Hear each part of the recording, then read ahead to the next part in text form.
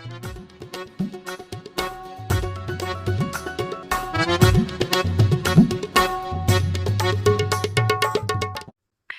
Assalamu alaikum, and welcome to Tasha's Excellent. Tales. Today I am joined by Yahya. Hi. Yahya, would you like to introduce yourself? Yeah, so I'm Yahya. I am an advocate for the blind as I am fully blind myself. I'm also a qualified counsellor and I provide counselling to those that can't afford it. And I have a passion in sports, doing jiu-jitsu and running, with me being a world record holder for being the first blind person to run a marathon untethered. Absolutely phenomenal. It feels like an absolute dream to have a guest like yourself on here. Thanks. Mm, Honestly, so I saw your post on Instagram as the first person who did the marathon without being tethered to someone. Is that the Yeah. term? Yeah, so when most blind or partially sighted people run, they're connected to someone, their guide runner, either by holding on to them or having like a bit of string or something tethering you to the other person. But I decided to challenge myself and do it untethered. Yeah. Wow. So what led you to run a marathon, if you don't mind me asking? So I did some work with a charity called British Blind Sports, and they were talking about how a lot of blind and visually impaired people are inactive. I think they did research, and about 95% of blind or partially sighted people just didn't do any exercise.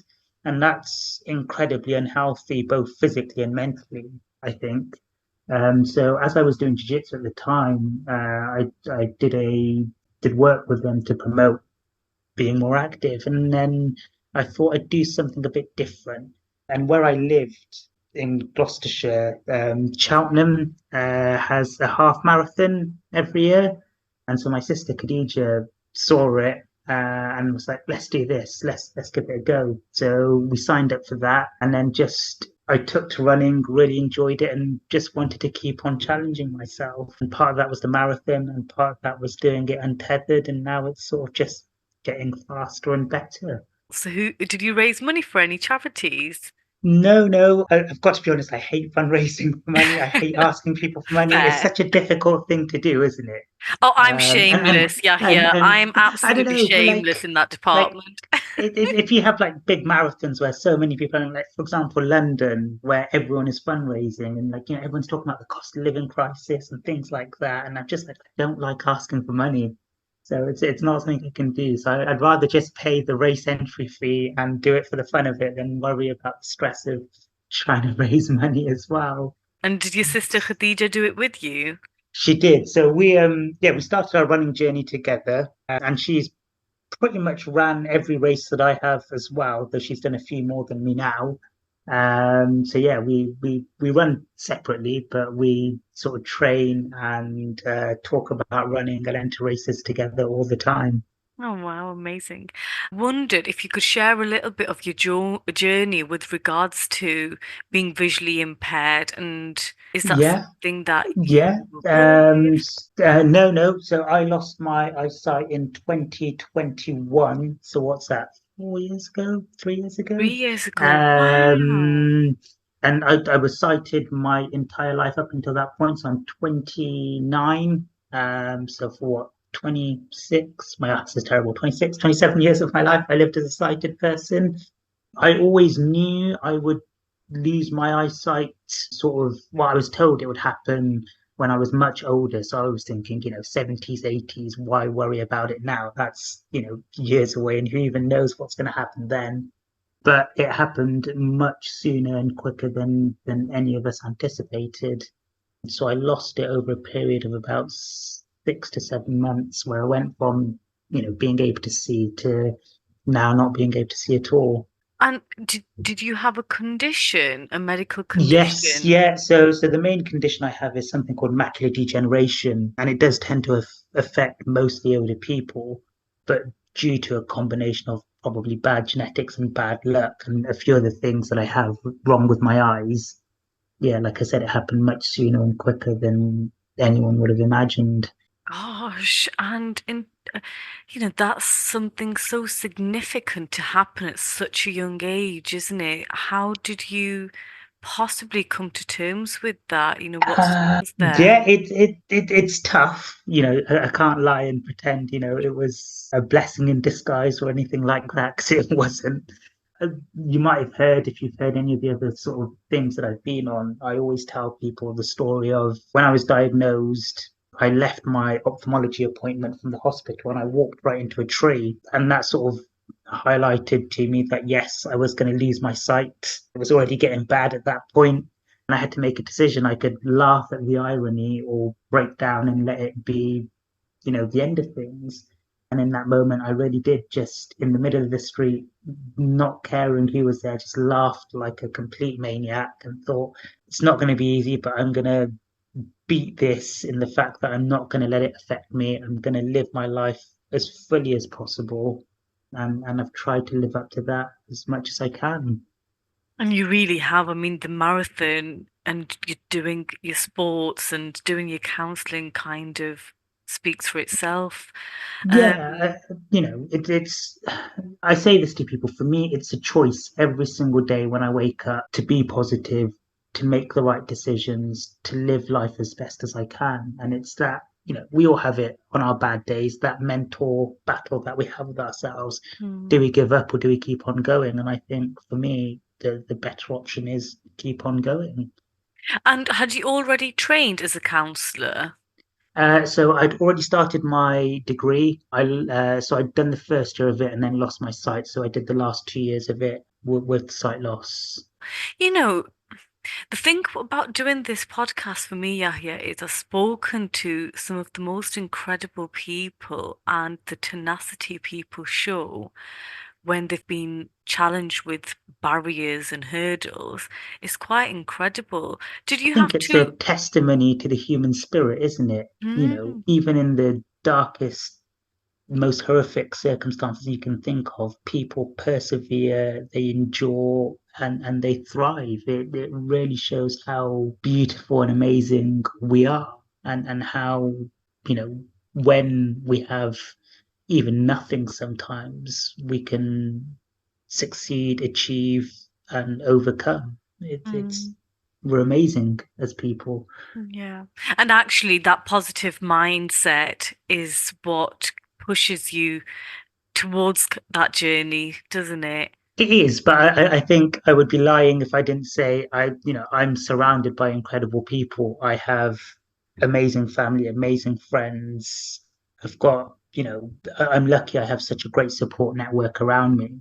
So I have to say I am very fortunate, just through accident of birth, I suppose. I have wonderful people around me. Well, actually, Yahya, I've only been speaking to you for, 15 minutes or so, and I can hear what a lovely person you are just by speaking to you. So, positive attracts positive for sure. Did you have to learn how to read in Braille then? No, so Braille actually isn't very well known as a language. I think less than 3% of blind people know Braille, and Braille's not universal. So every country has its own system of Braille, like they do have their own languages. And just because the way technology is now, most people don't learn Braille. So, for example, when I use my laptop or my phone, I have a screen reader that talks it out to me. If I need to read a document, then I've got an app that scans the document and then reads it out to me. So there isn't a good time to go blind, but if there was a time now with the technology that's available, it makes the transition a bit more smoother, I'd say. Okay, do you know that's something that wasn't even aware of, so I feel like I'm learning so much from you. Is there any words or any terminology when it comes to visual impairment that you would say people need to avoid or try to steer away from? I can't speak for every blind or visually impaired person, but for myself, you can say anything, and I still use what, I'll still tell people, I'll see you later, or I'll read that, and technically I'm listening to it, or I won't see you later. I don't think most blind or visually impaired people really care.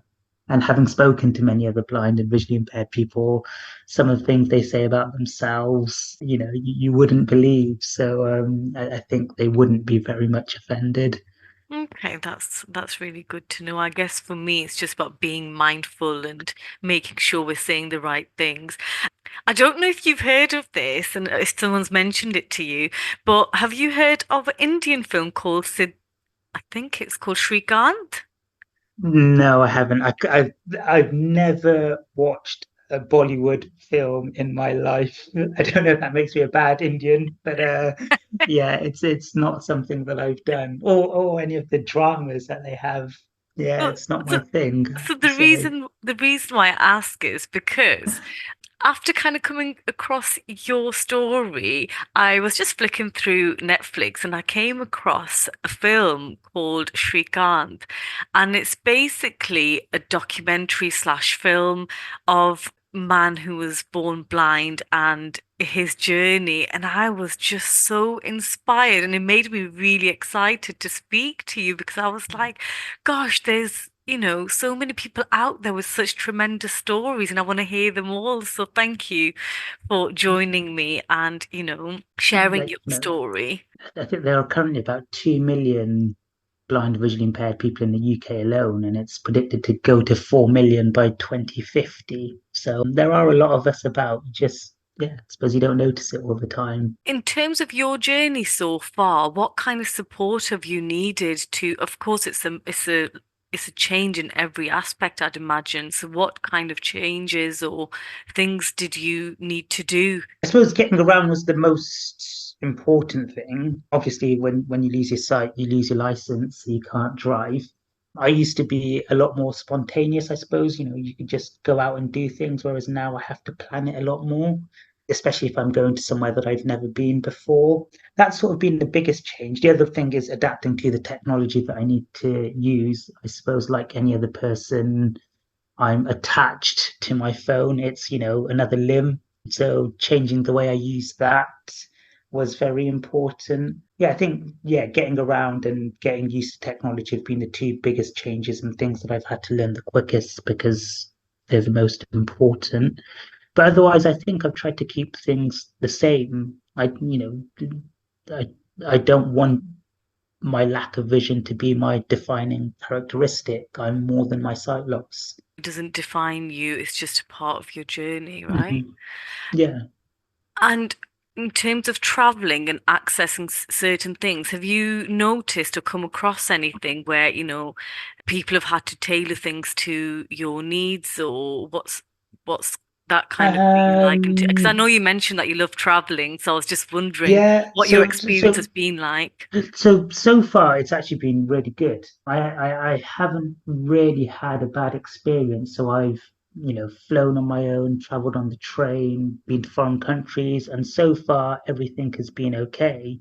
Like, in the UK, it's pretty great. I have an app called Passenger Assistance. You put in your journey and what you need, and someone meets you at the station and gets you to your destination. And one of the confusing things going to London fairly often is the tube, but they have this service where you can literally turn up. There'll be someone there, and they'll make sure you get the right tubes and you get to your destination. So yes, there are probably many ways to improve the transport situation. It is good in quite a lot of places. We were speaking about this earlier before I started recording about the bucket list, and you mentioned that you're an adrenaline junkie. So, Yeah.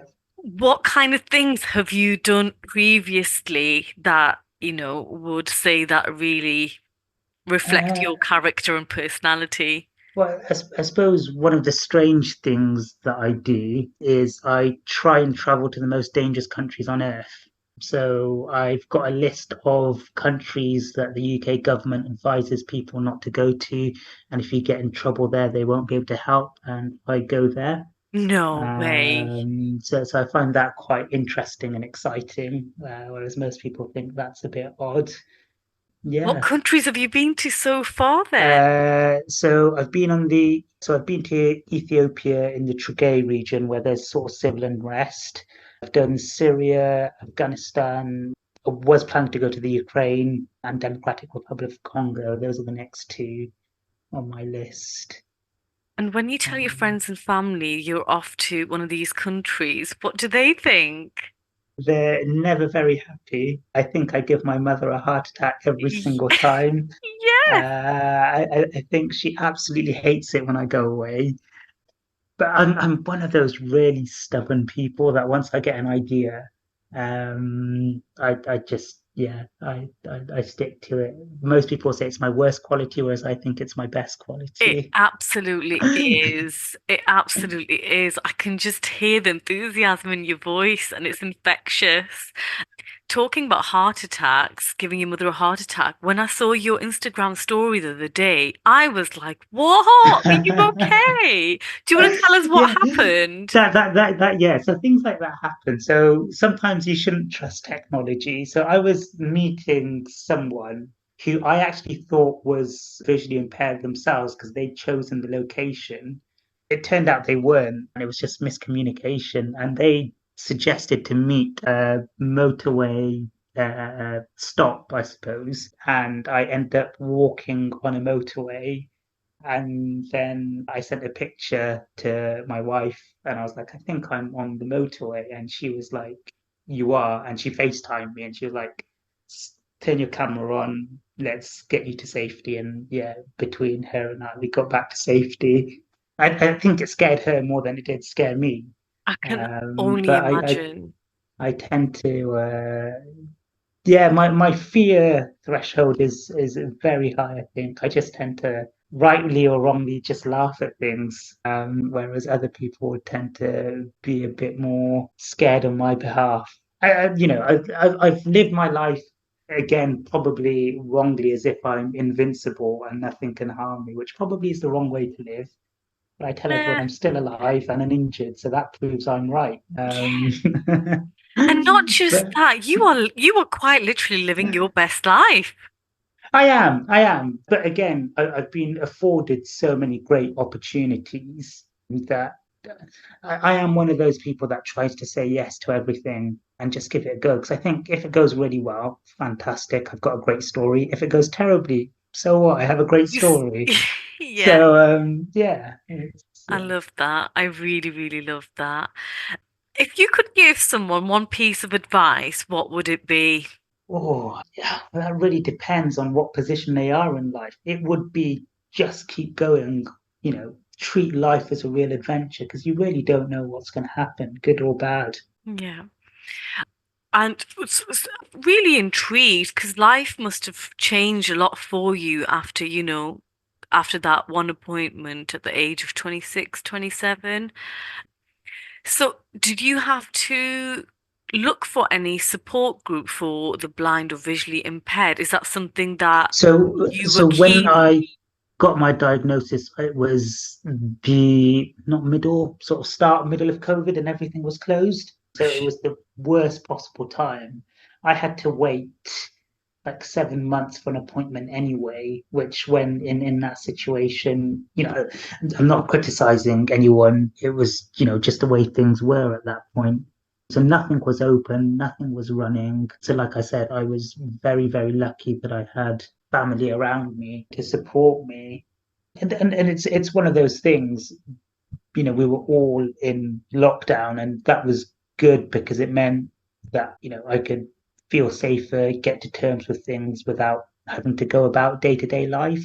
But then it also meant out that I probably missed out on things that I may have wanted to do before fully losing my sight. Mm. So, pros and cons, I suppose. And since your diagnosis, have you searched for other visually impaired or blind people, to share that journey, have that shared support and understanding, I suppose? So there are a few online groups that I'm part of. Everyone's sort of connected online now. I've done some ambassador work for the RNIB and British Blind Sport, as I said. So yes and no, I haven't directly, looked out for people, but people have actually reached out to me. So one of the things that my brother and I did when I lost my sight, his idea more than mine, was to create a TikTok. Oh, wow, And okay. we both live away from each other now, so we don't really do it as much now. But we created a TikTok which had several viral videos. I think combined, some of our videos had, you know, 50 odd million views. So people then reached out through that because they would know of like a, for example, a family member or a child that had lost sight and they wanted advice or help or just someone to talk to and they'd reach out like that. I just think it's so important for people to have representation. And I think especially for me, when I saw you initially, when I saw your story, the first thing that struck to me was, oh, you're from a Asian heritage, from your name. That's what I saw. And I Mhm. thought, gosh, representation means so much because, the optimism that you have, that determination that you have for life. It's so beautiful that it really gives hope, not just to people who are visually impaired, but just anyone. I think it's so important to share stories Hope like yours. is such an important thing to have, though, isn't it? Mm, It's what creates the light or the spark in the darkest of moments, and without it, anyone would wilt because everyone has obstacles, everyone has difficulties. I wouldn't be able to tell you I've met a person that's had a carefree life. mm, And hope is the thing that keeps us going. So yeah, without hope, what is there? yeah, absolutely. I know you said you kind of fearless, and made me want to ask you a question. Has there been a time that you were really, really afraid? Um, a time when I'm really afraid. I can't think of one off the top of my head. Probably as a child. But no. Yeah, I'm not, I don't have any normal fears. I'd say that, I'm fine with spiders, I'm fine with needles. Um, That's no, I don't amazing. really. And are there any Um, that's okay. That's a good thing. no, no, like I don't fear anything for myself, Yeah, if that makes sense. Like yeah, if a loved one got hurt, or you got suddenly a call when you're not expecting it, and your mind jumps to the worst conclusion that something's happened. Yes, that's scary, yeah. but yeah. And what are the future plans or goals if you have got any?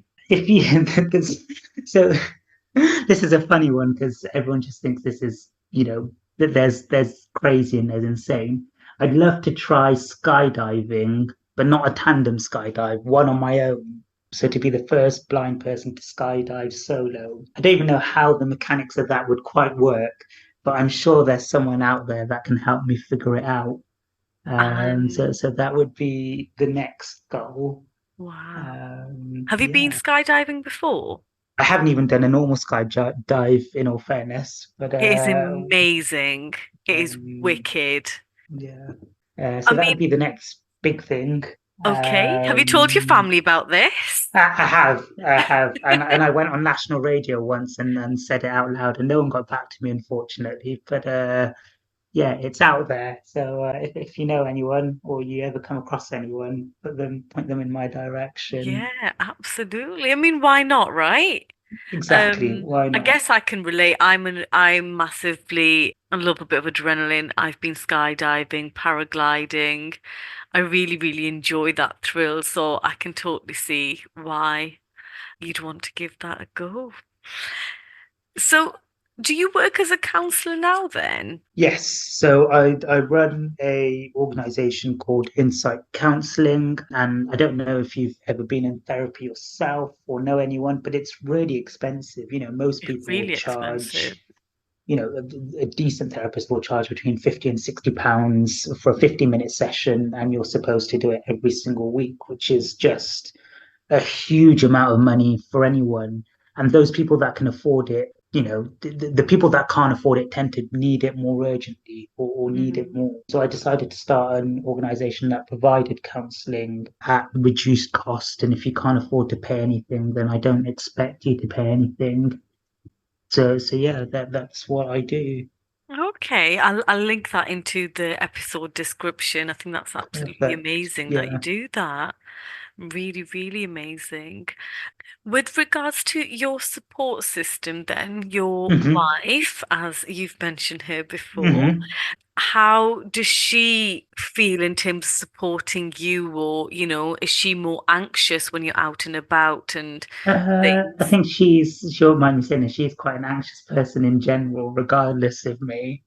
So I probably don't help by doing reckless things. But I think, she knows that I'm fairly independent, that it might sound like I'm reckless, but I do put thought into things before I do them. And at the end of the day, she is mostly supportive. There are times where she's like, "No, I won't support you in doing that," and you know, I, I understand where she's coming from, and I do listen to her. As stubborn as I am, it's good to listen to the people that love you. Yeah. So yeah, Last question. I had loads of questions when I no, no, when go for it. when you said yes, when you agreed to doing this with me. I was like, oh, gosh, I have so many questions. So please Ask don't mind away. me. No, no, Um, not at all. Coming from a South Asian background, you mentioned Indian before. So Hmm. is there something within the South Asian culture where you found people to be accepting of your diagnosis or any sort of discrimination? How have you found the South Asian community? It's a difficult one, isn't it? In all fairness, it's been very supportive on the face of it, but disability is often, in my experience, looked down upon, Mm, or you're at times considered lesser for being disabled, which is obviously completely wrong. But because I am, I suppose, such an advocate for myself and others, people look past the disability. It's those people that don't advocate for themselves or can't advocate for themselves that suffer the most. Like I remember when I first found out, my parents didn't really want people to know. My grandfather refuses to say that I'm blind. So it's difficult. It should be more accepted, but I feel like, yeah, disability is viewed through a different lens within the South Asian community.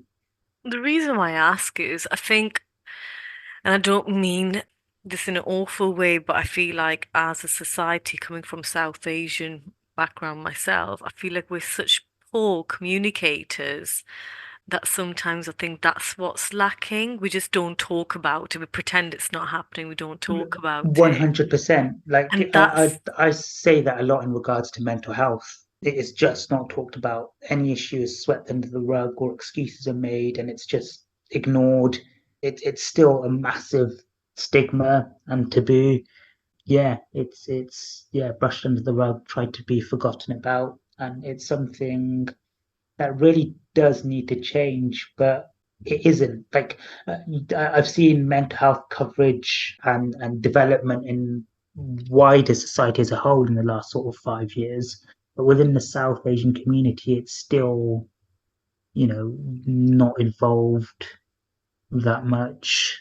yeah. And I guess that's why I'm passionate about what I'm doing at the minute. I'm a social worker Mhm. by profession, and so talking about these things, it doesn't really faze me at all. If anything, I feel more encouraged and determined to talk about things. And yeah, of Yeah, course, I mean, I'm not a professional in all these capacities, but I'm really keen to learn. So I'm keen to, say the wrong thing and be corrected because how yeah, else am I going to learn? Which is why I asked you the question about the yeah. terminologies, It, that we should use or it shouldn't is. use. It is about having those conversations, isn't it? And yes, people might find it difficult, but that's where the learning happens. Yeah, absolutely. Is there anything else you would like to say or share before we part ways? No, just thank you for having me on. Oh, And you're yeah, absolutely welcome. What a joy it's been to chat to you and to hear so much about, your courage and determination and doing the marathon. It's amazing. thank you. Have you got any more runs coming up? I'm doing a half marathon on the 1st of September, which is again in Cheltenham, the first one that I did, which will basically celebrate a year of running. Oh, Because wow. I've been doing it a Okay. short time, and then a race a week after that with a local running group that I've joined, and then another race in October. So I've got a few lined up, Oh, basically. fantastic. Well, I'm really looking forward to continue to follow you on Instagram and keep in touch. No doubt I will be cheering you on when you go to a new place Thank and you. share your travel pictures and whatnot. I think Thank you're you. amazing, honestly. And it's been an absolute delight speaking to you. And you. Thank you for having me on. Thank you so much. Take care. Thank you. Bye. Bye.